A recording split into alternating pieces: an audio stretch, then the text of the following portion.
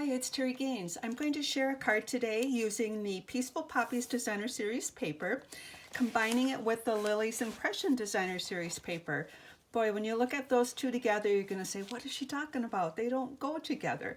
Well, if you look at the back side of this Designer Series paper, you'll see these beautiful prints that are brushstroke or canvas background papers, and they actually go really pretty together with the Peaceful Poppies Designer Series paper. I cut some of my paper down to 6x6 so I could show you that.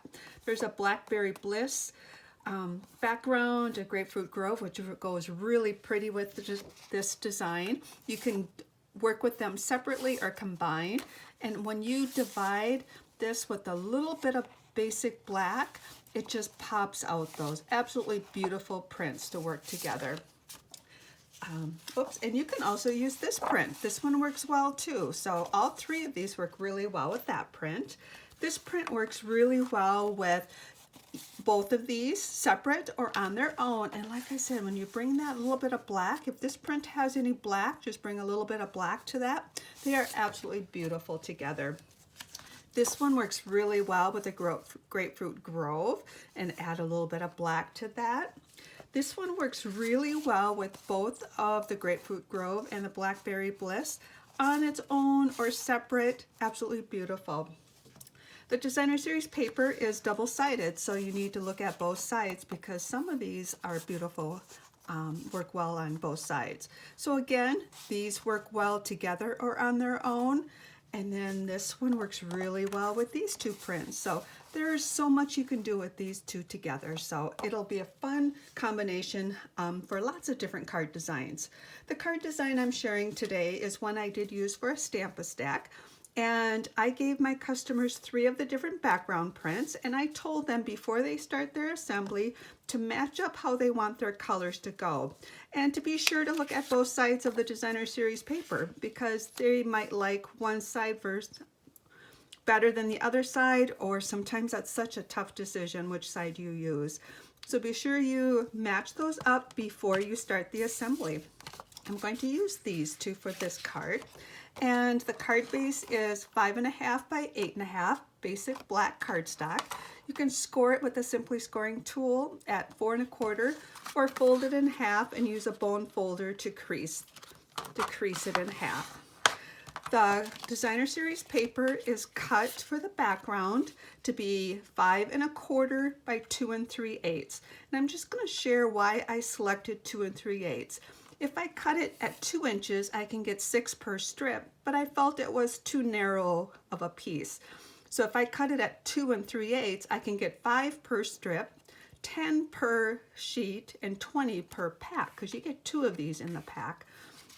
So that's why I cut my paper at 2 3/8.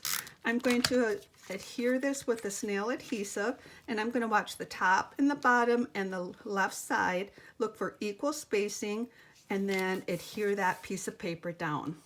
This is going to get layered onto a rectangle that I cut out using the Stitch So Sweetly dies. And before I adhere this, I actually cut this out with the layering circle dies, a circle out of the center. This is going to be layered onto the back of a 1.5 inch circle. So I'm going to adhere this together. This Designer Series paper is cut at 2 5/8 by 3 3/4, and that will fit perfect in this rectangle.